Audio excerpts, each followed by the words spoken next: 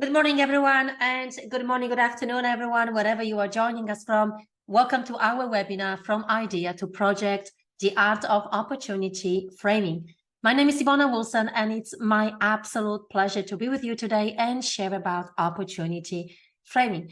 So just very briefly about myself, I like to call myself a framing queen because I've been using opportunity framing for a number of years. I've been facilitating, training, and consulting on the topic of opportunity framing for over a decade, mainly in the oil and gas industry, working very closely with project teams on mega greenfield projects, brownfield, subsea and tieback, and even decommissioning, really helping those project teams and executives to ensure that the right ideas get moved forward. However, what I want to share with you is actually a moment from my previous career when I was a quality assurance quality manager working in the UK for one of the EPC contractor, mainly in the FEED and project execution phase, working on a few different projects. I realized that a lot of the challenges that we had on those projects were actually the same. And I always remember that it just got me like, I couldn't believe the projects could get stopped in a development phase or just before going into execution. I could not believe that a project could have lost a value proposition or the stakeholders got misaligned. So look, when I learned those principles about framing, which I'm going to share with you, I really learned that canceling projects in a development phase is preventable. And it's often the outcome of decisions made early on. So opportunity framing, I want you to look at that and really consider this framing as an opportunity to prevent or at least minimize the likelihood of your projects being canceled, recycled, or even delivered late. So I also have a confession to make, which is, look, I have completely internalized those framing principles in such a way that my husband actually speaks the same language with me. And we use this tool set because it's actually a tool set for any high impact decisions. For example, we've used framing to make a decision whether we want to move from Australia to Texas, then from Texas to Florida, or even earlier on, whether we want to get married and have children. Look, all those decisions were high impact decisions. And we've used framing tools to create alignment between me and my husband, between the decision makers. And we wanted to live our life with no regrets. So who would like that?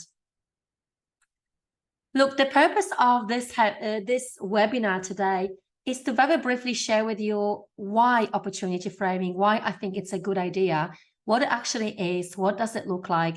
And we go through some of those examples of projects that I facilitated. And then I share with you a couple of best practices. And right in the end will be your opportunity to ask questions.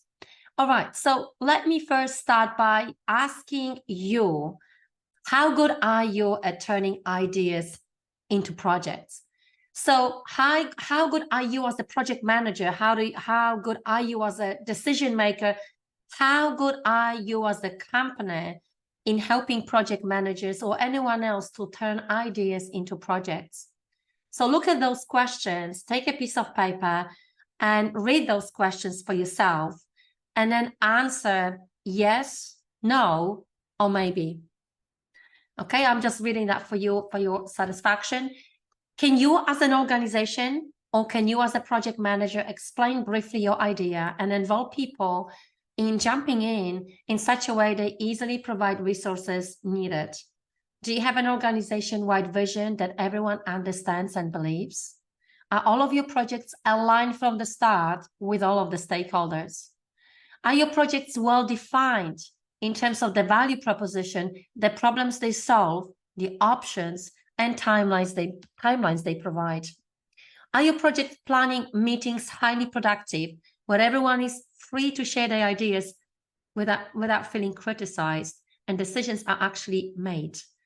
Do you feel satisfied with the current level of project success? So take a piece of paper and really spend a couple of minutes and just reflect on your projects, how they're being developed and delivered.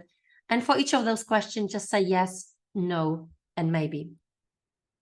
Look, for any answer no or maybe, You have significant untapped opportunities. And I really believe that opportunity framing could be the game changer for you, could really help you to maximize on your ideas and help you with all of those issues.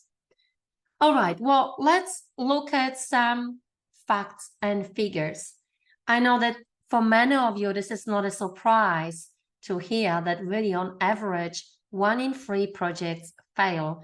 And when it comes to big mega projects like the ones in the oil and gas industry or renewables or even a nuclear project, the percentage goes as high as 78%. Less than 3% of companies successfully complete all of their projects, and less than a quarter of companies conduct a strategic review to find out what is it that their project need. Okay, and then vast majority of projects suffer from poor senior management involvement. Look, senior managers involved in moving project forward, maybe providing funding or resources, or sometimes being the clients, are not involved early enough. So what I often found is that companies really struggle to understand, well, what can we do about this?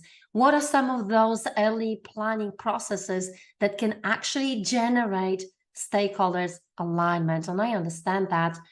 So I want you to just consider that opportunity framing can actually be the game changer in this case, especially when it comes to simple processes that can generate stakeholders alignment right from the start. So another big trend that we see in project management is heavy focus on execution. And what I mean by that is before we fully understand, or the teams understand, what is it that we're actually trying to achieve, what is in the scope, why we even bother to do this project, we're jumping to this execution phase. We give away work to our contractors, and we're in that mode that we must get it done. So look, most project managers have been trained to do it, literally just that, focus heavily on execution phase and solving technical issues. Look, this is nothing wrong. And when we deal with one project at a time and have unlimited resources and funding, it might actually work.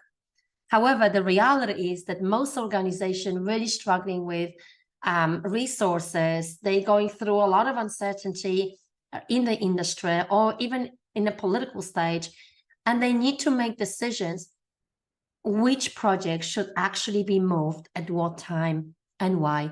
So really my question is to reflect upon what is the impact of pushing, of moving so fast to the execution phase.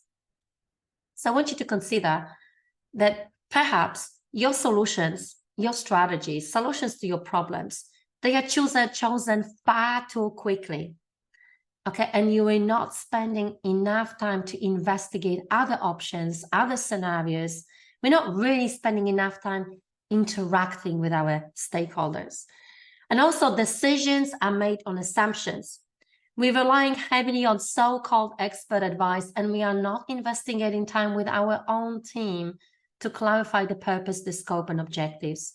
So in many cases, the opportunities have not been sufficiently framed. So look, framing is a holistic tool which really helps with that upfront shaping and aligning stakeholders on the scope and objectives before any investment is made. Okay, and it really helps to help with a lot of those issues and risks that are identified earlier on and really prevent companies from project failure, especially when framing is done well. Okay, I just jump in. All right, so let's look at this scenario. As soon as you start hearing your executives are saying, we need to get this development done quickly, it's a fast-track project, I want you to remember my words. I really believe you are likely to be in troubles. You are likely to be in deep troubles. What happens very simply is, because we are in a hurry, and by the way, I am not encouraging being slow, but because we're trying to rush our projects, we go fast, and in effect, that forces us to go slowly. And that's because we make mistakes. And those mistakes cause us time in execution. And then they cause further delays and recycle. So this is a problem because in mega projects like the ones in the oil and gas industry, renewables, or nuclear, speed kills. And one of the things that happen is because we hire so much and we also rely on contractors, often we blame the contractors for doing poor job executing those projects. But the truth is, contractors do good projects well and bad projects poorly. And it's the owner that actually needs to become responsible for. All right, so let's look at framing from another perspective, which is brought by the Independent Project Analysis. So in about 2011, they published research when they really proved that project definition of front-end loading, which is the work you do in the first 3 phases, the assess, select, and development, this is one of the most significant driver for project success. So again, front-end loading, this is the work that you do before you start execution. So look, there are majority of sources that indicate direct correlation between the quality of front-end loading activities and the overall project success. And that typically, a project will not be better than its front-end planning processes. And what's really important is that framing, this is what kicks off that front-end loading. This is when we decide how will we realize our idea, how many stages and gates will we have. And if you look at that picture, you'll see it's almost like a pathway by the blue project and by the green project. So what you can actually see is that good project definition, the project with a good project definition, even with poor execution, will deliver higher project outcomes than the project with poor definition and good execution. So I just want you to think for a moment, what if we could invest more in those early stages? How would this impact our project success rate, our projects in general, and our organizations and communities? So why does it matter now? I really believe that this is the perfect time to learn about framing. The world around is changing. Project managers and project management as a profession is going through a number of changes. Our projects seem to be larger, more complex. Teams are working from different locations, in different time zones, really are struggling with integration issues. They experience shortage of skilled people and issues around AI. And all of those trends will likely intensify in the next 10 years. And on top of this, we've got poor engagement, great resignation, and quiet quitting. Look, as the world changes, the role of the project manager needs to change. So from someone who is managing cost and schedule, project managers need to become influencers. They need to become someone who can cause others to become truly motivated about the project. Moreover, those project managers need to become entrepreneurial in the way they go around project. And it's time we treat our projects as business, which means our projects needs to have a clearly defined value proposition.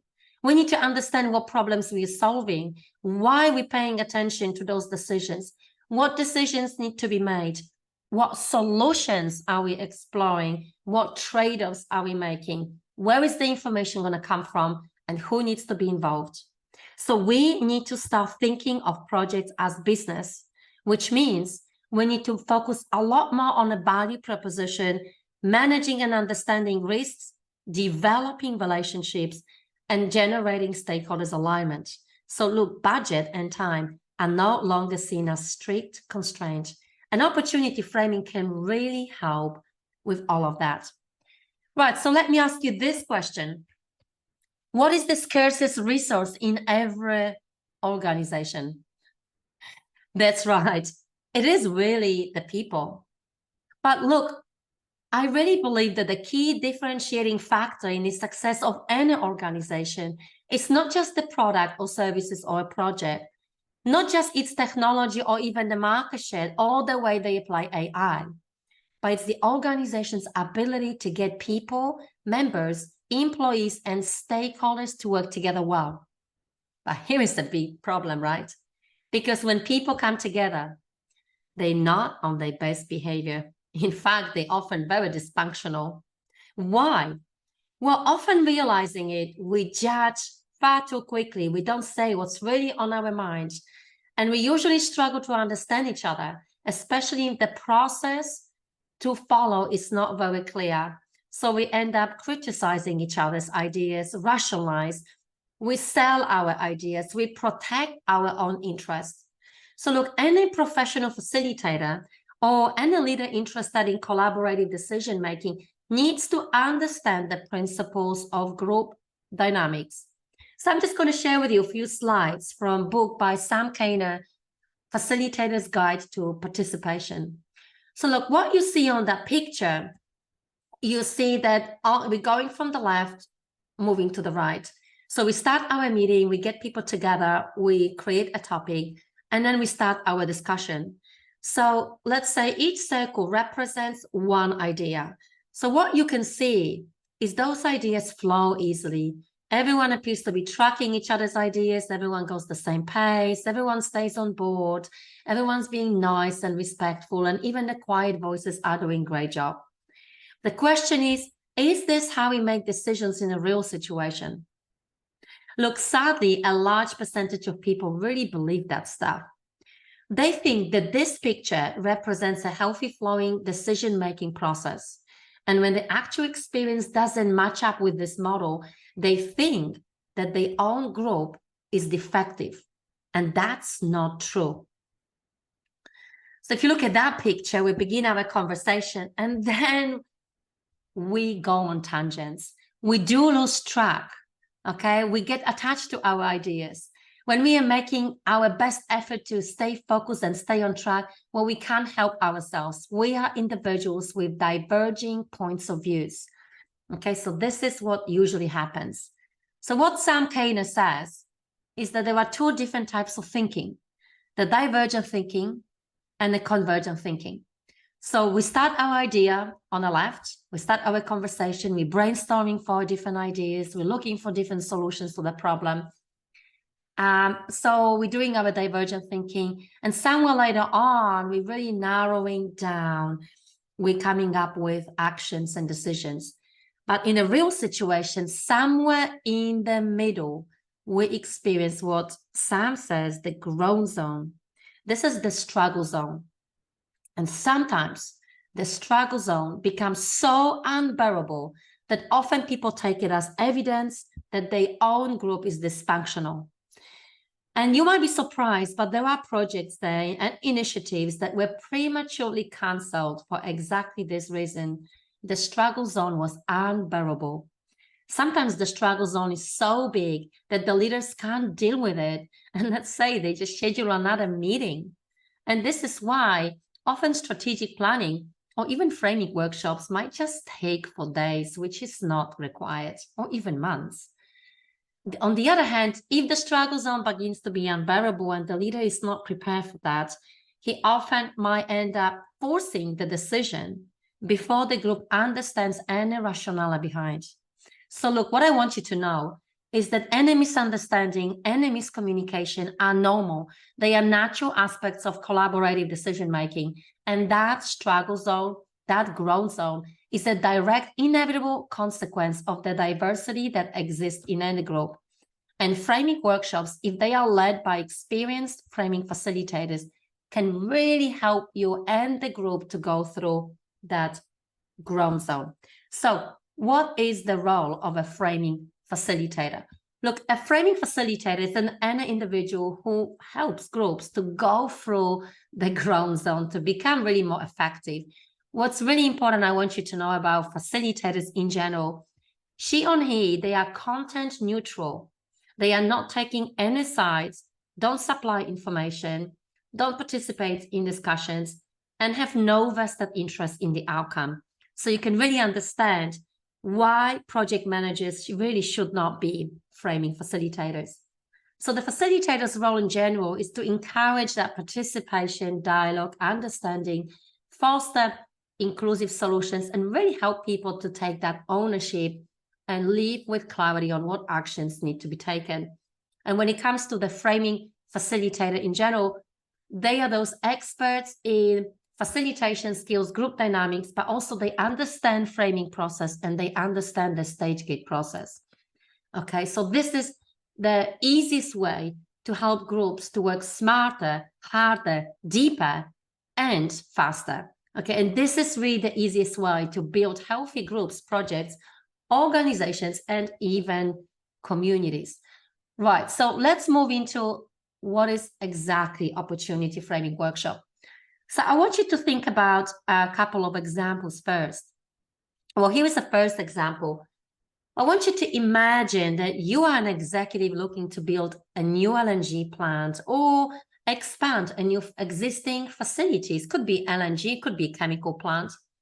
And you really want to understand how this new idea would fit into your business strategies and what work is required to make it happen before you invest anything. You might also look at an opportunity to implement or install carbon capture technology, or even decommissioning the existing plant.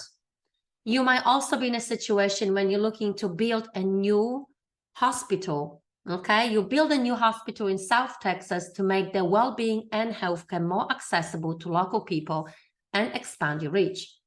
You might be also the small business owner looking to expand your operation, and you're faced with the problem. You're not sure where you should invest your money, whether you should buy new equipment, invest in people, or maybe open a new location, a new city.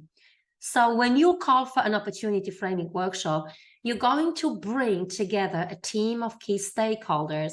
Some will be your employees, some may be SMEs, maybe suppliers, maybe some customers, and you explore different options. And by understanding what choices you will have and how they impact what you're actually trying to achieve, you're going to make more informed decisions and you increase the chances of success.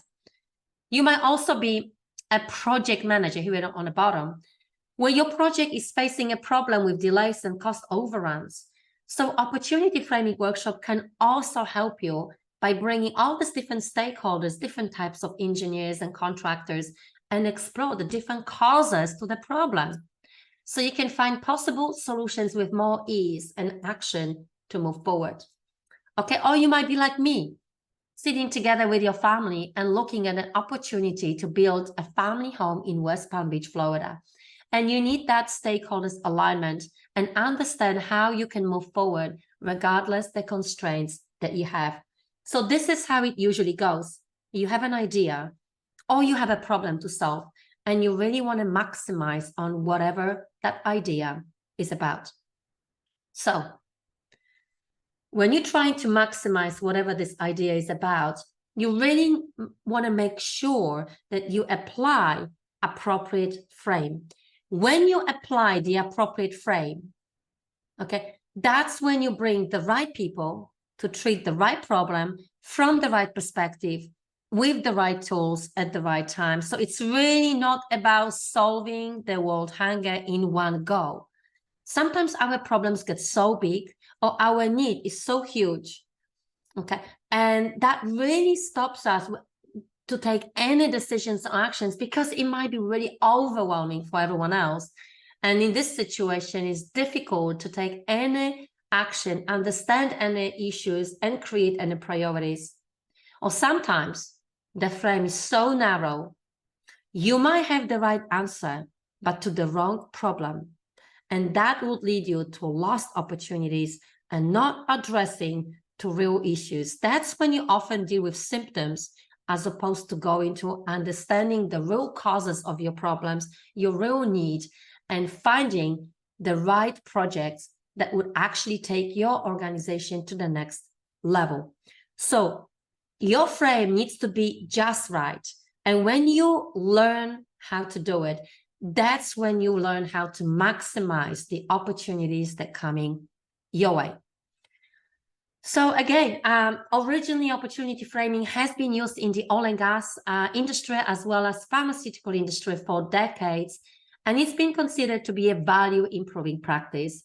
There is no academic definition of what is opportunity framing, but most practitioners would define opportunity framing as a structured process of defining and shaping an opportunity, an idea, in order to identify the potential value proposition, the benefits, and determine the best way to pursue it. And by creating a roadmap, you really understand what needs to happen to realize your idea. So the final outcome is that understanding on your roadmap, understanding on different options, and really structuring your idea so that anyone can understand what is this idea about. So this process is versatile, agile, and adaptive. It can be used for any new business venture, idea, or project. It could also be used for mergers and acquisitions. Startups is often used in strategic planning process. And when it comes to large organizations that manage multiple projects, it is often used in portfolio management. This is really when you need to evaluate and compare multiple opportunities and help organizations to make informed decisions about which opportunities are the best fit for those organizational goals, considering resources and the constraints. So I mentioned earlier, it's been used for decades. You can see some years, so Chevron, Woodside, BP, they've all used them. It's always been tied to those organizations that were based on stage gate process. And by speaking to a couple of framing practitioners from the UK, I also know that it's been lately adopted by the UK Nuclear Decommissioning Authority as the formal process required for all projects during the front-end loading phases, facilitated by trained framing facilitators. So this is also an excellent idea for any government type projects, for the government to really consider opportunity framing workshops as the way to really maximize their own opportunities. Okay, so the ultimate outcome, the main benefits from opportunity framing workshop is to generate that benefit, that alignment. So when I say alignment, I mean alignment at 3 different levels. So it's the alignment with your leadership groups, who are also those decision makers, especially when it comes to understanding what the idea opportunity is about, what the final outcome should be, and where is the value coming from. Okay, the second level of alignment is with vision, mission, and also strategies to really understand how this idea can help move this organization forward. And then the third level of alignment is really between the project manager and project teams and the alignment on the roadmap. Right, so let's now go and dive deeper into opportunity framing. So opportunity framing structure looks very similar to a strategic planning workshop structure, where the first stage is to align everyone up on where are we at, and we use different tools to help the teams arrive with that clarity. Then we're looking at where do we want to be when the project is realized, where do we want to be, what does success looks like, and then the third conversation is really how will we get there.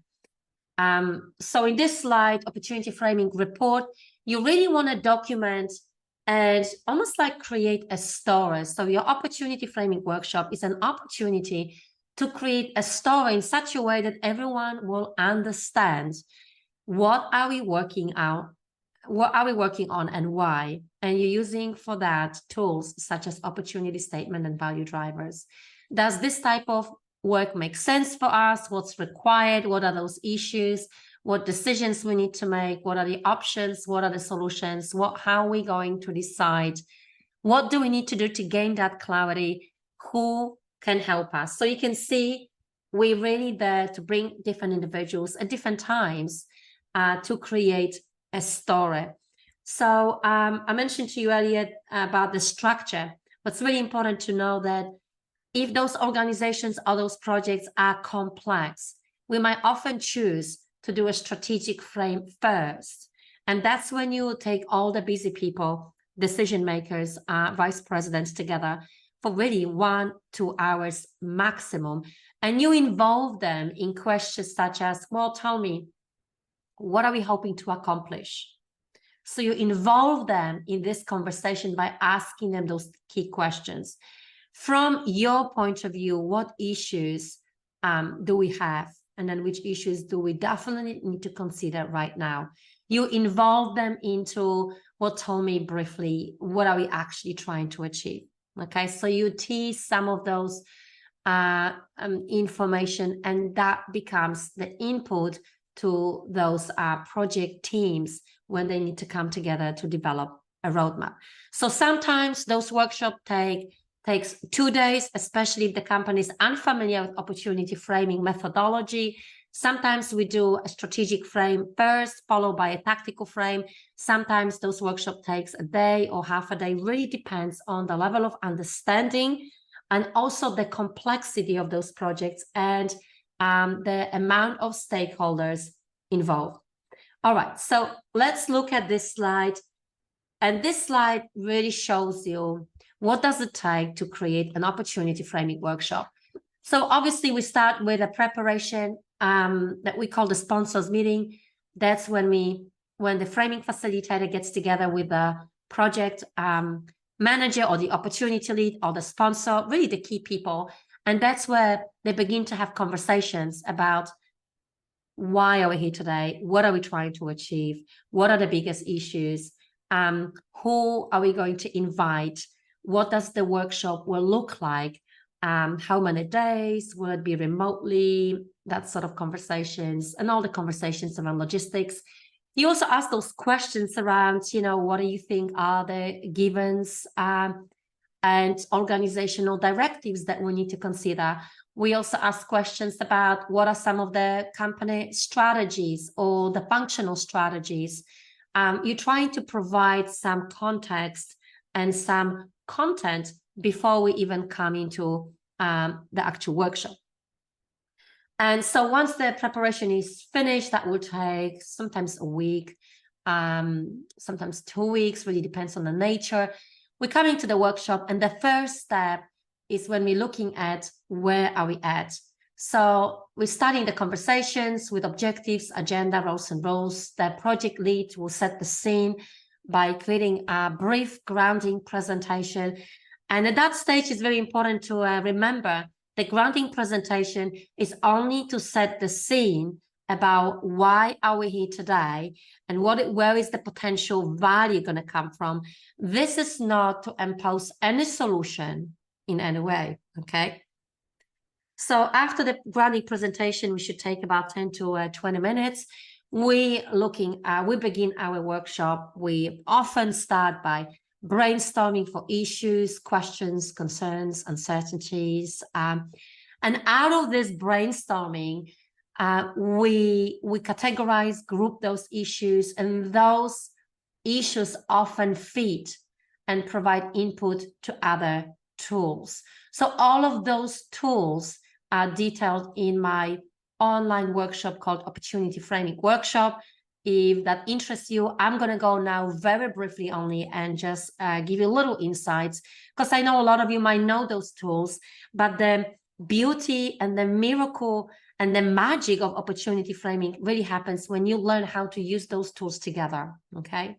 So value drivers, that's where you really identify what are the key value drivers, what are the key benefits of doing this project, where is the actual value going to come from? And then for each value driver, you look at, so what are some of the critical success factors? What needs to be in place or what's already in place that we can use to leverage on the value driver, okay?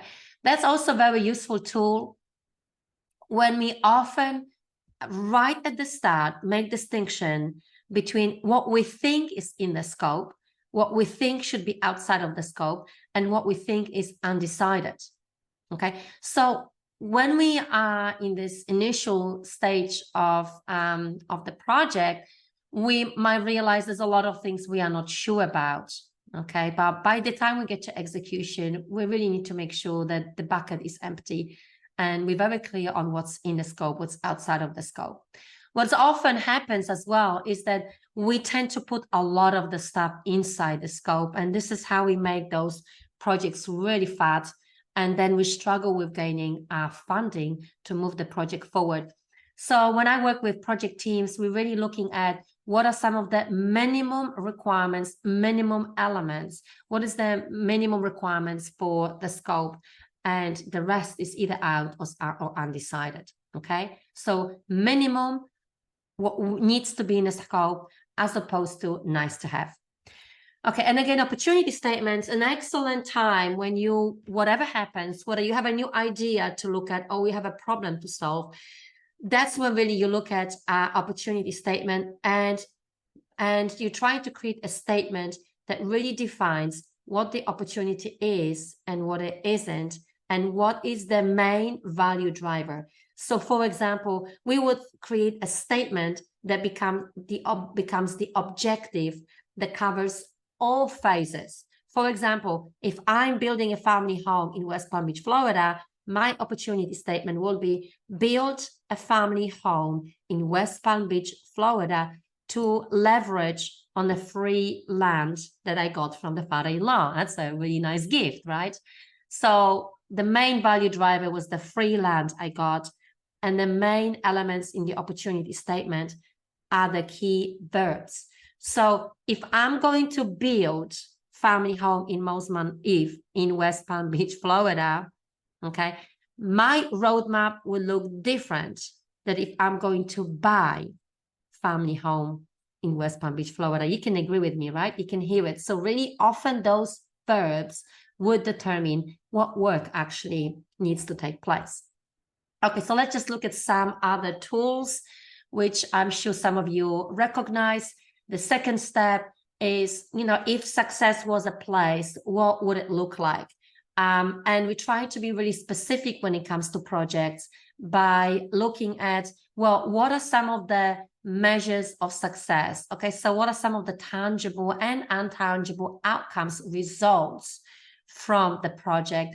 And because we're inviting different disciplines, people with different knowledge and expertise, this is often the opportunity to add. So in terms of commercial, in terms of engineering, in terms of health and safety, in terms of corporate affairs, okay, what are some of those measures of success?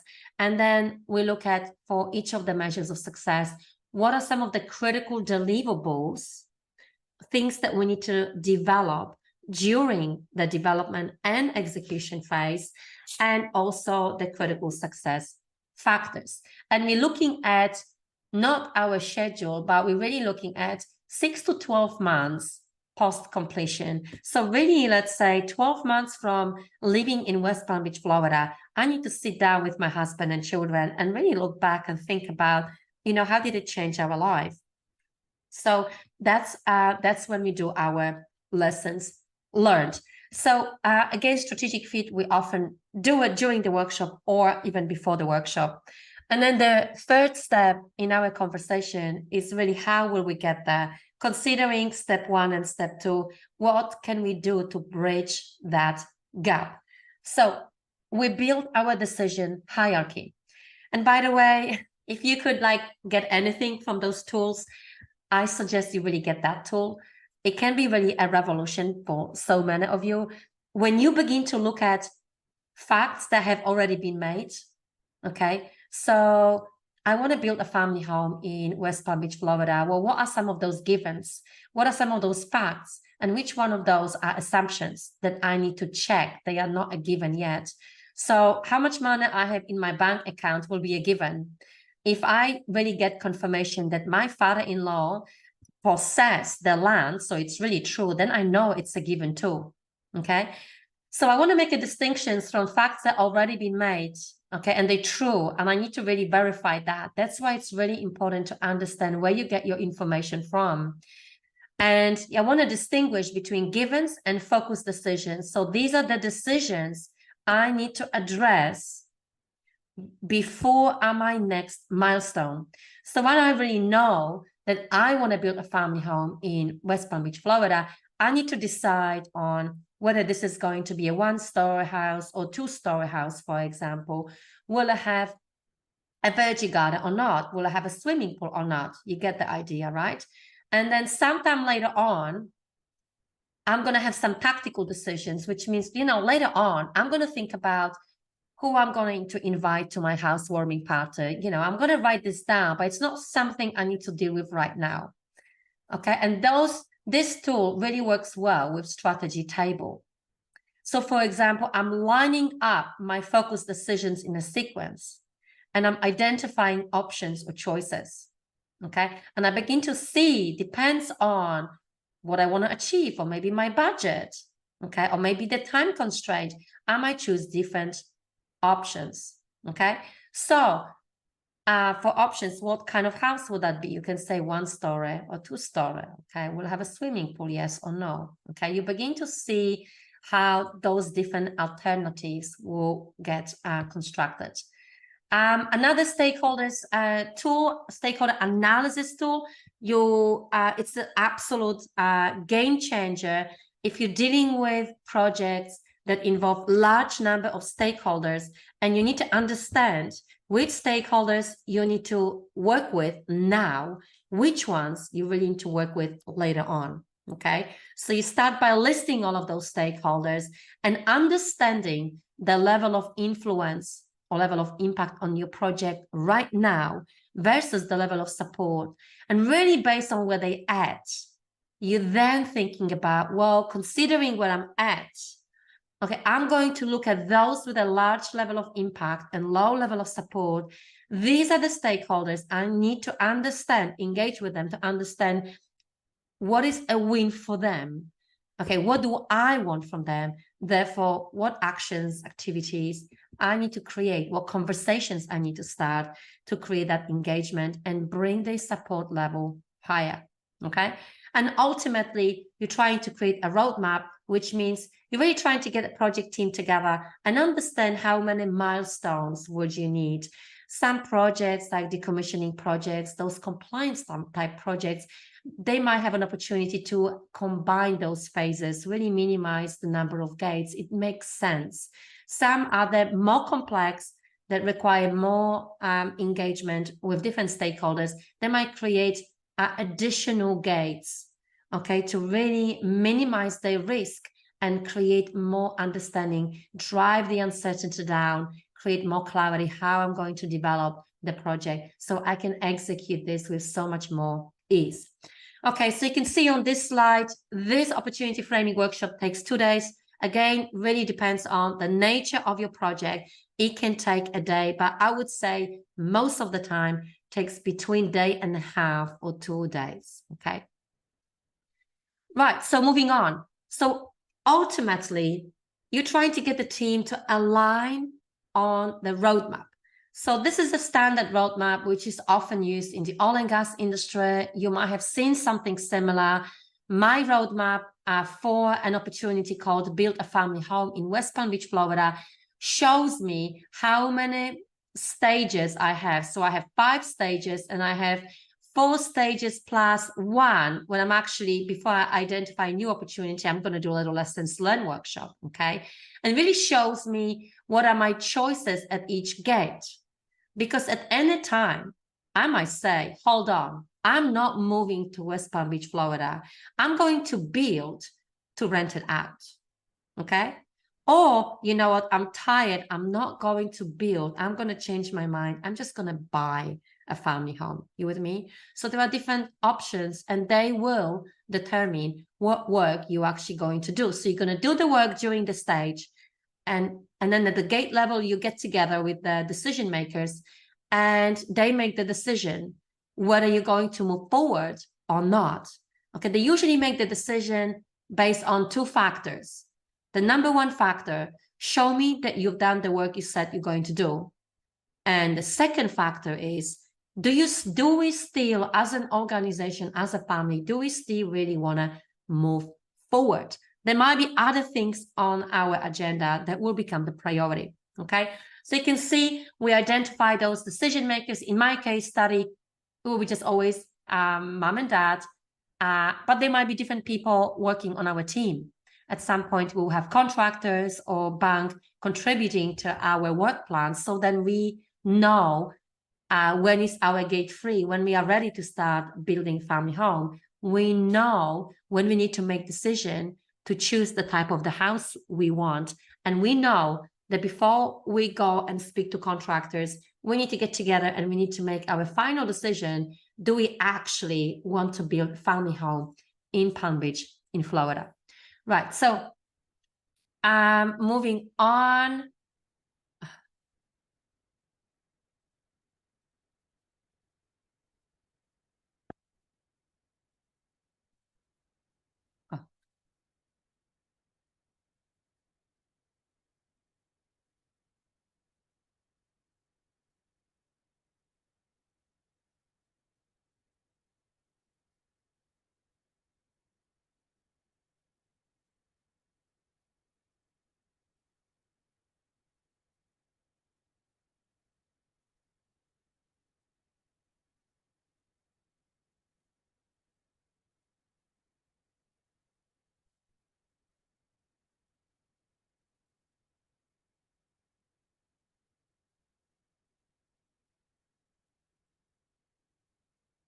Okay, so I mentioned to you earlier, you probably seen on the previous slide, we do the opportunity framing workshop first, right at the beginning of the first stage, and then we're doing it later at the second stage. Sometimes we're doing it at the project development phase if we have concerns around the value drivers and stakeholders alignment, but usually at that stage, the frame is locked. So the reason we repeat that exercise is because some of those elements will change. For example, we're getting more clarity about what is in the scope, what is outside of the scope, and we're trying to get rid of that box which is on the scope. Okay, our givens and our assumptions and focus decisions will change. We get a better understanding about risks and opportunities. Hopefully our vision will not change. And also the amount of work, deliverables, and assurance activities will change, as well as the stakeholders, okay? So let's look again. This is, in many organizations, called the opportunity and project life cycle. As you can see, it's very much aligned with the roadmap when we can see the number of stages, where we can see how the idea comes in. And the first stage, the idea may come from the marketplace, may come from operation, a market may come from business development.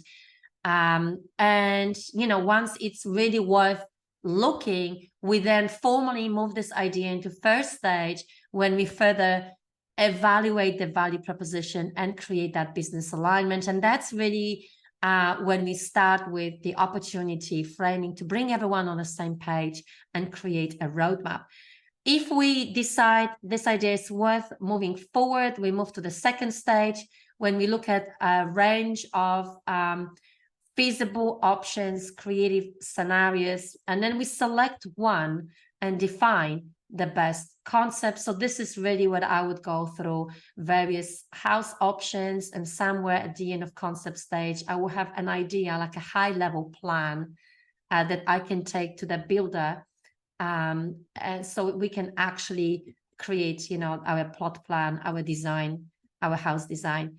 If the second gate, again, is moving forward, we then developing the concept which we defined early on. And again, our gate 3, before execution, that's when we need to be ready with our funding, our contracts. We need to pretty much be ready for execution. This is at that stage, final investment decision. When everyone knows we have a project, that's when the whole neighborhood is raving, hey, there is someone building a house, watch out. So this is the stage when we make things happen. We execute our ideas. We're developing, implementing, building, constructing, and so on. Okay, so this is the stage which is usually the most expensive. Therefore, any changes to the scope and iteration will be highly unwelcome. Why? Because they really impact the cost and schedule and the cost delays. So when we build our house, we make a decision, we're doing our assurance, we're making a decision, are we ready to move into the new environment? That's when we are moving into the new environment, organizing our housewarming pattern, really creating a new environment in such a way we can function. And probably 6 to 12 months from moving into the new environment, we are verifying, what did we get, whether what we got is actually helpful or not. Okay, so here are some examples of framing reports. You can see one of the project was an expansion project where the opportunity statement was to provide reliable, safe and secure gas supply to satisfy LNG contracts. The other project was really a supply chain optimization framing workshop. And you can really see that the number of slides, some of them really empty, didn't want to show you those slides. But you can really see the report is quite concise. We're talking about, 20, 25 slides, where we can really help the teams by narrowing down, understanding what decisions need to be made and how we create deliverables and what is the minimum amount of work that we need to generate to move to decision gate, as opposed to doing all the possible deliverables and spending time on activities that don't add value, right? So in this situation, project expansion, it was a game changer when the team got together and they created sequence of decisions, and they could see the relationship between different decisions and the different choices that were applied. And then based on the focused decisions, they were looking at, okay, so what work needs to be done? What do we actually need to deliver? What are the key activities? Okay. And then this situation, when they were looking to merge a couple of warehouses together and to optimize the supply chain facilities, it was very important for them to look at what is in the scope, what is actually outside, and what is it that we're still unsure about. Well, that's a question mark, so that actually should be as an unsure, and also talk about the rationale behind. Okay, and then they didn't do a strategy table, but they came up with options. And to really understand the options, they just did pros and cons analysis, cost impact, and they could also do how those options support the value drivers, which they would define right at the start.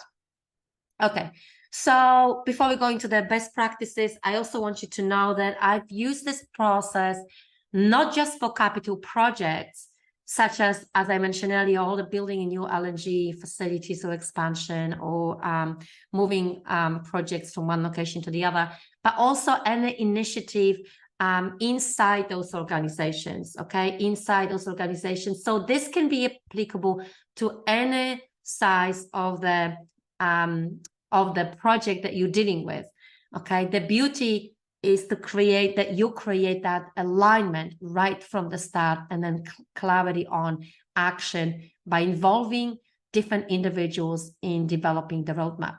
So when it comes to facilitating opportunity framing workshop, some of the best practices that I want to share with you is make sure that if you are the project manager, you don't try to do everything by yourself. Okay, learn how to work with others, especially when it comes to workshops. Work with a skilled framing facilitator. It would really help you, so you can still keep your leadership role and really help with the team to understand why we're here today, and then leave the engagement and the process to the framing facilitator. Second one, never underestimate the amount of preparation that you need to do.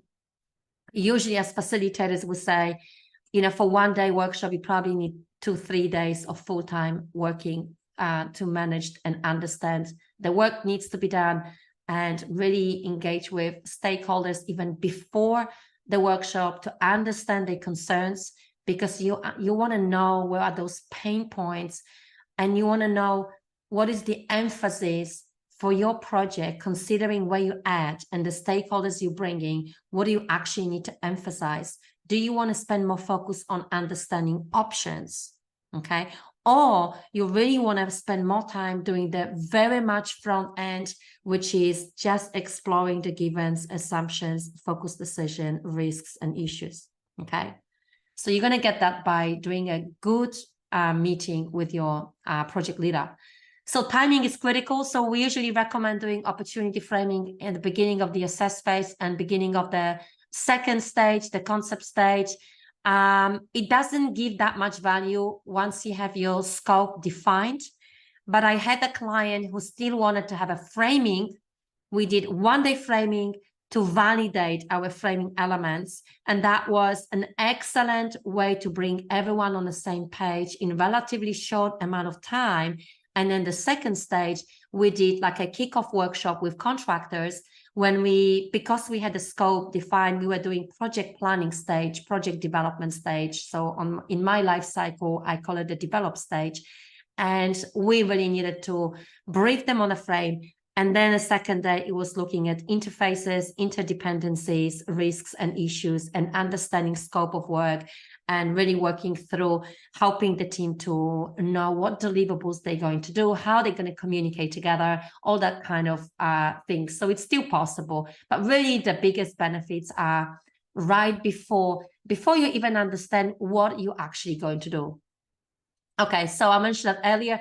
You want to involve the right stakeholders from across the business at the right time. So if you work for large organizations, your decision makers are likely to be very busy. It's very hard to take them for a whole day or 2 days workshops, especially if it's offsite. But you can create the strategic frame with them and ask them those key questions. And ideally, you take few of them. If you have few decision makers, you take few of them together, because often they don't actually have time to talk about your project together. So you can actually kill few birds at the same time, bringing them together and ask them, hey, from your point of view, what are those issues? What are those outcomes that we should be chasing? What is the advice that you have for our framing team?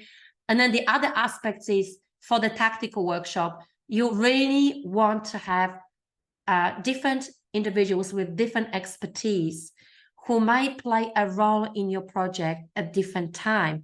For example, if I'm sitting with my husband looking at, well, I want to build a family home in West Palm Beach, Florida, I would actually want to bring to my framing session someone who's done it before. Or maybe someone who even lives in West Palm Beach, or maybe someone who's got experience with contractor, or maybe even the contractors themselves. Someone who might have experience with gaining the funding. Someone who might have experience in making decisions around building a house. Okay, so you really want to be mindful and bring those different individuals together, because you would greatly benefit from the input. So we covered the strategic frame. This is really a couple of hours exercise, which I covered that early on. Timing is critical. The next one, and this is key. Look, just because someone says it's a given, and even if your sponsor or the project manager is a given, as a facilitator, you want to ask, how is that being a given? Unless you see the proof, for me, everything is an assumption.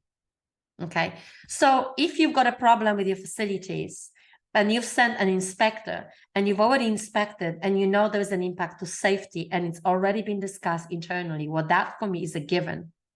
Okay, your vision and mission might be a given. However, it might be that maybe you need to change your organizational strategy, because this project could be a game changer for you. Okay, but at the moment of discussion, during the opportunity framing workshop, even though people would say, well, this is a given, I would always tell them, make sure you verify even those givens. Okay, so again, those assumptions, you identify something as an assumptions, they need to be worked on, which means they will be either moved to your action plan or your focus decisions or your risk and uncertainty. Okay. And then the last one, bond the team together. So look, on one hand, you have this excellent opportunity through the structure process to work out the plan. But on the other hand, you just got humans that really want to be productive. They want to be productive individuals and do their best and get to know each other by sharing their concerns and what they see possible. So oftentimes when we work with opportunity leads or project managers in those early phases, they don't really have a standalone team.